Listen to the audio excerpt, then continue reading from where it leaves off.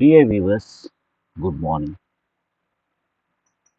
Dear students, today we shall make the revision class for the first two lessons about the reference to context. ಈಗ next ಮಂತಲ್ಲಿ ನೀವು ಒಂದು first sem ಎಕ್ಸಾಮ್ನ ಬರಿಬೇಕಾಗುತ್ತೆ. ಈಗ already ನಾವು first two ಲೆಸನ್ಸ್ಗಳದ್ದು ಡಿಸ್ಕಷನನ್ನು ಮಾಡಿದ್ದೇವೆ and there is a very good response from the students. ಅದನ್ನು ನೀವು ಎಷ್ಟು ಚೆನ್ನಾಗಿ ಪ್ರಿಪೇರ್ ಆಗಿದ್ದೀರಿ ಅನ್ನೋದಕ್ಕೆ ಇವತ್ತು ನಾನು ನಿಮಗೊಂದು ರಿವಿಷನ್ ಕ್ಲಾಸನ್ನು ಇಲ್ಲಿ ಮಾಡ್ತಾ ಇದ್ದೇನೆ. And in this revision class my role is only 20% and your role is about 80%. So ಇಲ್ಲಿ ನಾನು ಒಂದಿಷ್ಟು ಕ್ವಶನ್ಸ್ಗಳನ್ನ ಸೆಲೆಕ್ಟ್ ಮಾಡಿ ಕೊಡ್ತಾ ಇದ್ದೀನಿ. This about reference to context. ಯಾಕೆ ಇದಕ್ಕೆ ನಾನು ಜಾಸ್ತಿ ಇಂಪಾರ್ಟೆನ್ಸ್ ಕೊಡ್ತಾ ಇದ್ದೀನಿ ರೆಫರೆನ್ಸ್ ಟು ಕಾಂಟೆಕ್ಸ್ಟ್ ಅಂತ ಹೇಳಿದರೆ, so simple word will carry you 1 mark. ಒಂದು ಸಣ್ಣ ವರ್ಡ್ನ ನೀವು ಬರೆದ್ರೆ ಅಲ್ಲಿ 1 ಮಾರ್ಕ್ ಬರುತ್ತೆ. ಅಂಥದ್ದು ಟೋಟಲ್ ನಿಮಗೆ 12 ಕ್ವಶನ್ಸ್ಗಳಲ್ಲಿ ಬಂದುಬಿಡುತ್ತೆ. So almost 50% of your passing marks. ನಿಮ್ಮ ಪಾಸಿಂಗ್ ಮಾರ್ಕ್ಸ್ಗೆ 50% ಅಲ್ಲಿ ನಿಮಗೆ ಏನಂತಂದರೆ 3 RC ಕ್ವಶನ್ಸ್ಗಳು ಲೆಸನ್ನಿಂದ ಬರ್ತವೆ. So 3 questions from lesson. So ಅಲ್ಲಿಗೆ ನಿಮ್ಗೆ ಏನಾಗುತ್ತೆ 3 ಇಂಟು 3 ಅಂತ ಹೇಳಿದರೆ ನಿಮಗೆ 9 ಮಾರ್ಕ್ಸ್ ಆಗುತ್ತೆ. ಆ್ಯಂಡ್ 1 ಕ್ವೆಶನ್ ಫ್ರಮ್ ಪೋಯಮಲ್ಲಿ ಪೊಯಿಟ್ರಿ ಸೆಕ್ಷನಿಂದ ಬರುತ್ತೆ. ಸೊ ಅಲ್ಲಿ ನಿಮಗೆ ಅದೇನಾಗುತ್ತೆ 1 ಕ್ವೆಶನ್, ಅದಕ್ಕೆ 3 ಮಾರ್ಕ್ಸ್ ಇರುತ್ತೆ. ಸೊ ಟೋಟಲ್ ಮತ್ತು ನಿಮಗೆ 3 ಮಾರ್ಕ್ಸ್ ಆಗುತ್ತೆ. ಸೊ ಟೋಟಲ್ ಆಗಿ ನಿಮ್ಗೆ ಏನಂತಂದರೆ 12 ಮಾರ್ಕ್ಸ್ಗಳು ಇದರಲ್ಲೇ ಬರುತ್ತೆ. ಆಲ್ರೆಡಿ ನೀವು ನೋಡಿದ್ದೀರಾ ನೀವು ಹೆಂಗೆ ಆನ್ಸರ್ ಮಾಡಬೇಕು ಅಂತಂತೇಳಿ ಈ ಕ್ವಶನ್ಸ್ಗಳನ್ನ. ಈಗ ಇವತ್ತಿನ ಕ್ಲಾಸಲ್ಲಿ ನಾನು ನಿಮಗೆ ಜಸ್ಟ್ ಕ್ವೆಶನ್ಸ್ಗಳನ್ನ ಕೊಡ್ತೇನೆ. ನೀವು ಅದನ್ನು ಕರೆಕ್ಟಾಗಿ ನೋಡಿಬಿಟ್ಟು ಕಮೆಂಟ್ ಬಾಕ್ಸಲ್ಲಿ ಕ್ವಶನ್ ನಂಬರ್ ಹಾಕಿ ಆನ್ಸರ್ನ ಮಾಡಬೇಕು. ಕ್ವೆಶನ್ ನಂಬರ್ ಹಾಕೋದು ತುಂಬ ಇಂಪಾರ್ಟೆಂಟ್ ಆಗಿರುತ್ತೆ. ಸುಮಾರು ಸರಿ ಸ್ಟೂಡೆಂಟ್ಸ್ಗಳು ಆನ್ಸರ್ನ ಬರೆದಿರ್ತಾರೆ ಎಕ್ಸಾಮ್ನಲ್ಲಿ, ಆದರೆ ಕ್ವಶನ್ ನಂಬರ್ನ ಮೆನ್ಷನ್ ಮಾಡೋದಿಲ್ಲ. ಸೊ ಕ್ವೆಶನ್ ನಂಬರ್ಗಳನ್ನ ಹಾಕಬೇಕು ಮತ್ತು ಅದಕ್ಕೆ sub question like A, B, C ಇರ್ತಲ್ಲ ಅದನ್ನು ಕೂಡ ನೀವು ಹಾಕಬೇಕಾಗುತ್ತೆ. Yes dear students, without wasting our time directly we shall move to the question. So first ಕ್ವೆಶನನ್ನು ನೀವು ನೋಟ್ ಮಾಡ್ಕೊಳ್ಳಿ. ಕ್ವೆಶನ್ ನಂಬರ್ 1 ಇದೆ. ಸೊ ಕ್ವೆಶನ್ ನಂಬರ್ 1 ಏನು ಬರುತ್ತೆ ಅಂತ ನೋಡ್ತಾ ಹೋಗಿ. See, why don't you join the police? Why don't you join the police when you are grown up? When you are grown up. So ಈ ಒಂದು ಸ್ಟೇಟ್ಮೆಂಟು ನಿಮ್ಮ ಟೆಕ್ಸ್ಟ್ ಬುಕ್ಕಿಂದ ನಾನು ಇದನ್ನು ಪಿಕ್ ಮಾಡಿದ್ದೀನಿ. See the question once again I just repeat. Why don't you join the police when you are grown up? ಇದಕ್ಕೆ related ಆಗಿ 3 ಕ್ವಶನ್ಸ್ಗಳನ್ನ ನಾನು ಇಲ್ಲಿ ಹಾಕ್ತೇನೆ. Who gave this suggestion? ಈ ಸಜೆಷನನ್ನು ಯಾರು ಕೊಡ್ತಾರೆ ಅಂದರೆ ಫಸ್ಟ್ನೇ question. See, why don't you join the police when you are grown up? The first sub question for this, who gave this suggestion? Second one, why did the speaker suggested this? ಯಾಕೆ ಇದನ್ನು suggest ಮಾಡ್ತಾರೆ? ಇದು second question. C, what was third question? In the mind of the boy ಅಂತ ಇಲ್ಲಿ ಡೈರೆಕ್ಟಾಗಿ question ತಗೊಂಡು. C, why did the speaker suggest this? So ಅವನು ಯಾಕೆ ಸಜೆಸ್ಟ್ ಮಾಡ್ತಾನೆ ಮತ್ತು ಅವನ ಮೈಂಡಲ್ಲಿ ಏನಿತ್ತು ಅಂತ, what was in the mind of the boy, ಆ ಹುಡುಗನ ಮೈಂಡಲ್ಲಿ ಏನಿತ್ತು ಅಂತಂತೇಳಿ ಇಲ್ಲಿ 3 ಕ್ವೆಶನ್ಸ್ಗಳನ್ನ ನಾನು ನಿಮಗೆ ಪಿಕ್ ಮಾಡಿದ್ದೀನಿ.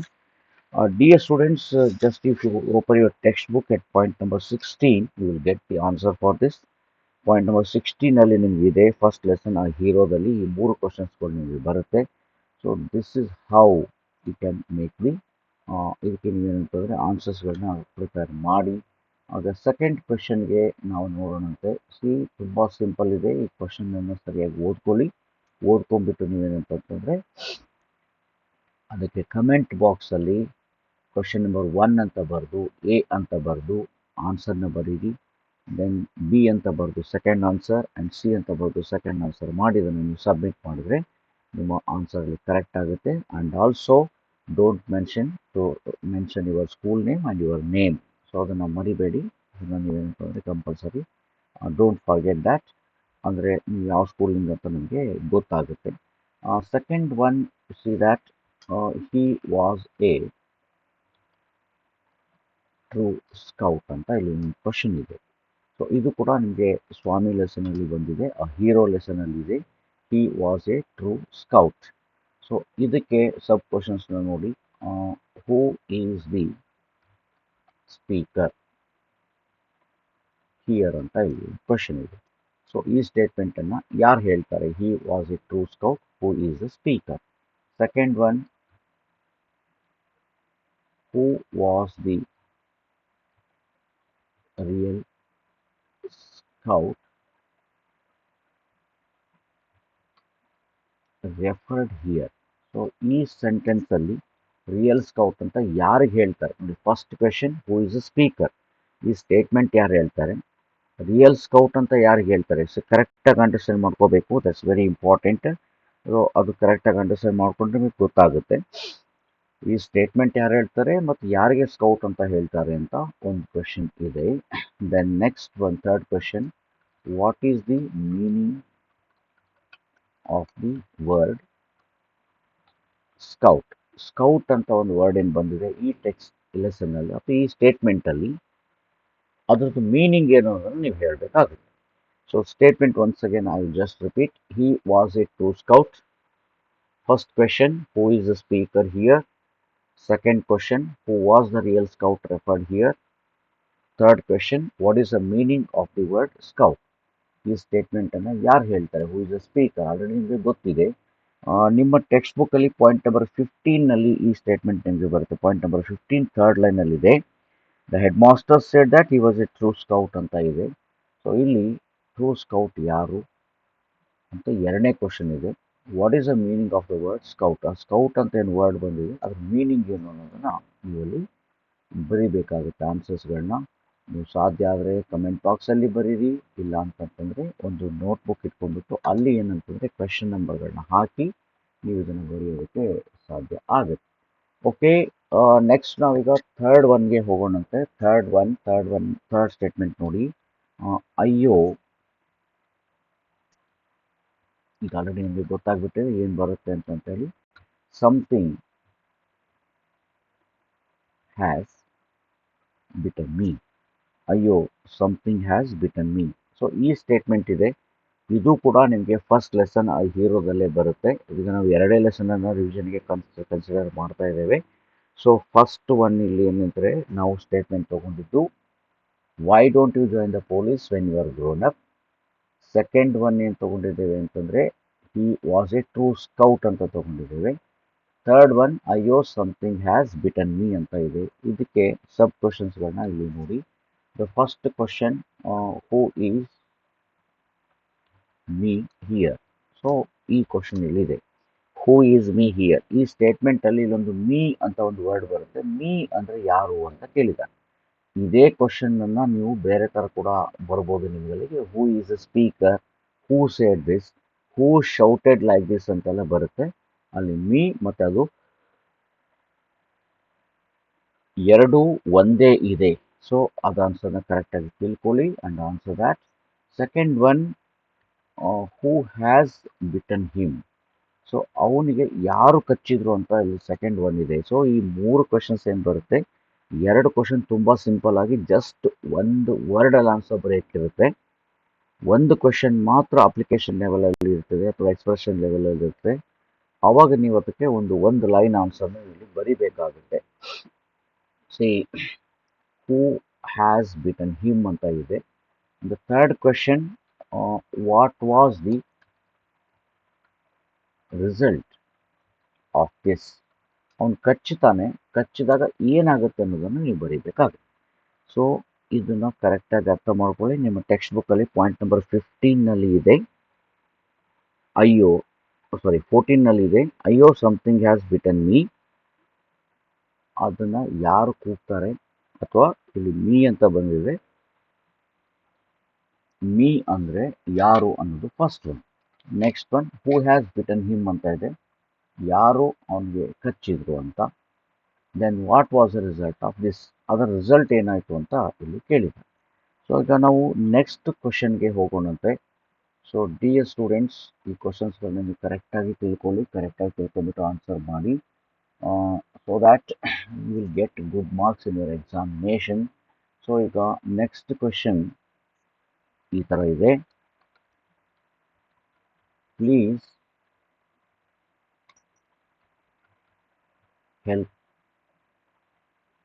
Help me take her to a hospital.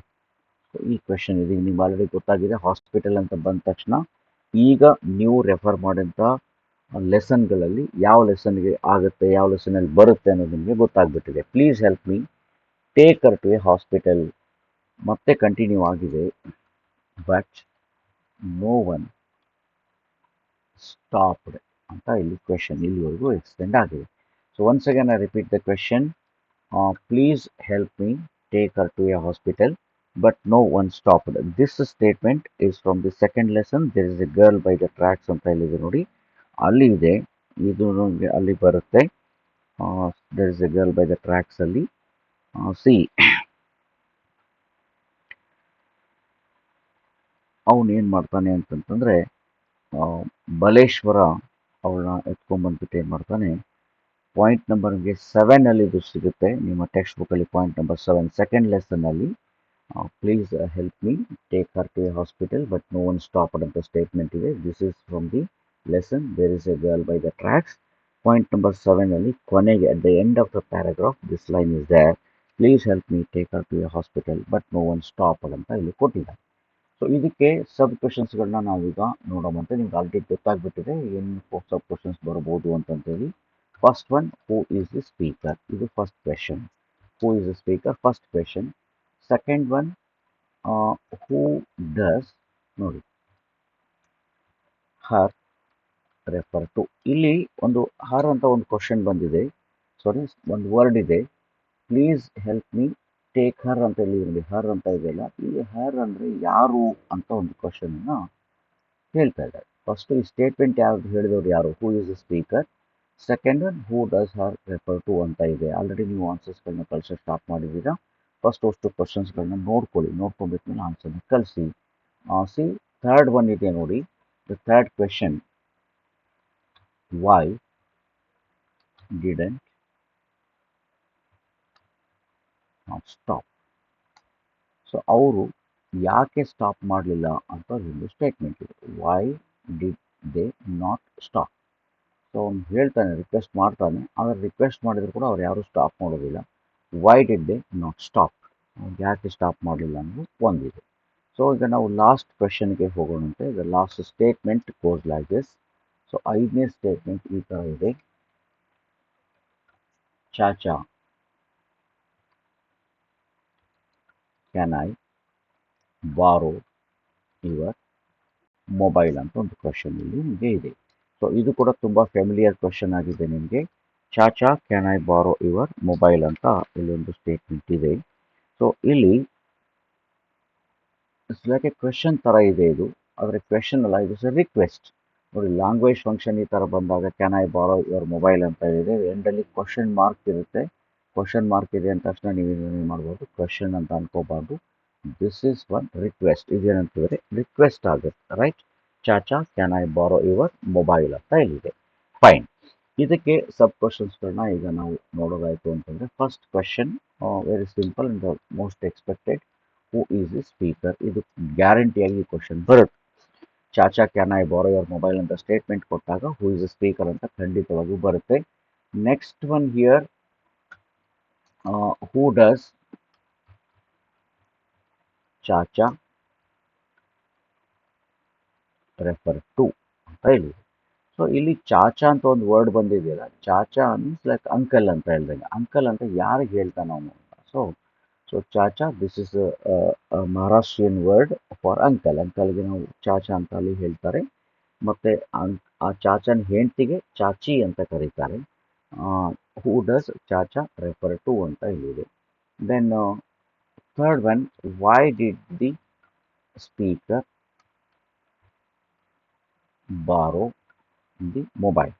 So ಮೊಬೈಲನ್ನು ಯಾಕೆ ಇಸ್ಕೊಳ್ತಾನೆ, ಇದು ನೆಕ್ಸ್ಟ್ ಕ್ವಶನ್ಗೆ ಬರುತ್ತೆ. See, the statement goes like this: Chacha, can I borrow your mobile? The first option, first question, who is the speaker? Second one, who does Chacha refer to? The third one, why did the speaker borrow the mobile? So ಇದು ಕೂಡ ನಿಮ್ಮ text book ಅಲ್ಲಿ second lesson there is a girl by the track ಅಲ್ಲಿ 14 point ಅಲ್ಲಿ ನಿಮಗೆ ಸಿಗುತ್ತೆ. ಅಷ್ಟು ಕ್ವಶನ್ಸ್ಗಳನ್ನ ಕರೆಕ್ಟಾಗಿ ನೋಡ್ಕೊಳ್ಳಿ, ನೋಡ್ಕೊಂಡ್ಬಿಟ್ಟು ಒನ್ ಬೈ ಒನ್ ಆನ್ಸರ್ಸ್ಗಳನ್ನ ನೀವು ಮಾಡಿ. ಸೊ ಆನ್ಸರ್ ಮಾಡಿ ನೀವು ನಿಮ್ಮ ಟೀಚರ್ಗೆ ತೋರಿಸ್ಬೋದು, ಅಲ್ಲಿ ನೀವು ಕ್ಲಿಯರ್ ಮಾಡ್ಕೊಳ್ಳಿ. ಇಲ್ಲ ಅಂತಂದರೆ ಕಮೆಂಟ್ ಬಾಕ್ಸಲ್ಲಿ ಆನ್ಸರ್ಸ್ಗಳನ್ನ ಹಾಕಿ. ಸೊ ನಾಳೆ ಕ್ಲಾಸಲ್ಲಿ ಇವಕ್ಕೆ ಆನ್ಸರ್ಸ್ಗಳನ್ನ ಮತ್ತೊಮ್ಮೆ ರಿವಿಷನ್ ಮಾಡಿ. ಆಲ್ರೆಡಿ ನಿಮಗೆ ಗೊತ್ತಾಗಿದೆ ಆನ್ಸರ್ಸ್ಗಳು, ನಿಮ್ಮ ಆನ್ಸರ್ಸ್ ಸರಿ ಇದನ್ನ ಇಲ್ಲ ಅಂದ್ರೆ ಮತ್ತೊಮ್ಮೆ ನಾಳೆ ಚೆಕ್ ಮಾಡ್ತಾ ಹೋಗೋಣಂತೆ. ಓಕೆ, ವೈ ಡು ವೇಟ್ ನಾವು ಸ್ಟಾರ್ಟ್ ಆನ್ಸರಿಂಗ್ ದ ಕ್ವೆಶನ್ಸ್. ಎಲ್ಲ ಕ್ವಶನ್ಸ್ಗಳನ್ನ, ಎಲ್ಲ ಸ್ಟೇಟ್ಮೆಂಟ್ಗಳನ್ನ ಆನ್ಸರ್ ಮಾಡ್ತಾ ಹೋಗಿ. ದೆನ್ ನಾಳೆಗೆ ನಾವು ಇದ್ರ ಡಿಸ್ಕಷನ್ಸನ್ನು ಕಂಟಿನ್ಯೂ ಮಾಡೋಣಂತೆ. Thank you.